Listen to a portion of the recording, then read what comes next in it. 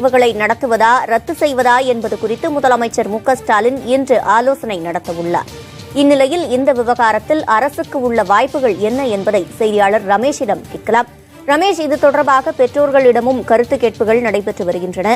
கருத்து கேட்புகள் மட்டுமல்லாமல் வேறு என்னென்ன அடிப்படையில் இது தொடர்பான முடிவுகள் எடுக்கப்பட உள்ளது? என்னென்ன வாய்ப்புகள் உள்ளன அரசின் முன்பாக?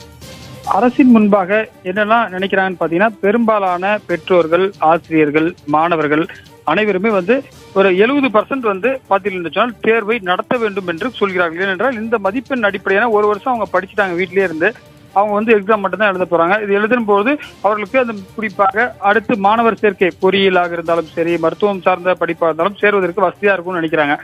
இருந்தாலும் பாத்தீங்கன்னா சொன்னால் இது அரசை பொறுத்தவரை என்ன சொல்றாங்கன்னா, வைரஸ் தொற்று குறைந்த பிறகு இந்த தேர்வை நடத்தலாம் என்ற ஒரு முடிவில் இருப்பதாக தெரிகிறது.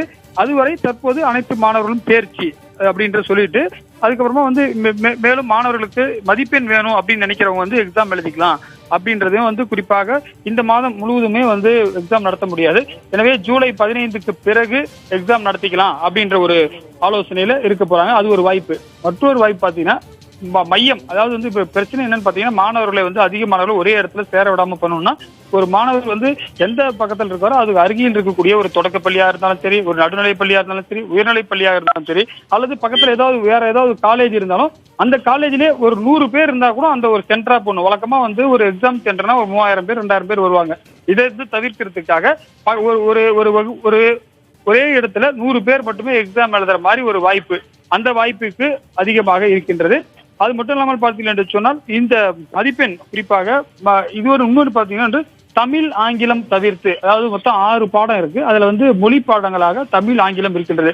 இந்த 2 பாடத்தையும் தவிர்த்து மற்ற கணிதம், வேதியியல், இயற்பியல், உயிரியல், அதே போல காமர்ஸ் படித்தவங்க காமர்ஸ் குரூப், அதே போல அந்த மாதிரி குரூப் எடுத்தவங்க, ஒகேஷனல் குரூப் எடுத்தவங்களுக்கு தனியா அந்த மெயின் எக்ஸாம் மட்டும் நடத்தலாமா அப்படின்றதும், அது மட்டும் இல்லாம 3 மணி நேரம் எக்ஸாம் இல்லாம ஒரு 1.5 மணி நேரத்துல எக்ஸாம், விரிவாக விடை எழுதுறது இல்லாம ஒரே ஒரு வரியில ஆன்சர் இருக்கும், கேள்வி இருக்கும், அதுக்கு 4 பதில் இருக்கும், ஏதாவது ஒரு செலக்ட் பண்ணுவோம். இப்ப நம்ம என்ட்ரன்ஸ் எக்ஸாம்லாம் எழுதுறாங்க இல்லையா, அது மாதிரி ஒரு நுழைவுத் தேர்வு போன்று இது எளிதில் 1.5 மணி நேரத்துல எக்ஸாம் வைக்கலாம். அது போன்ற ஒரு அறிவிப்பு வெளியாக இருக்கிறது.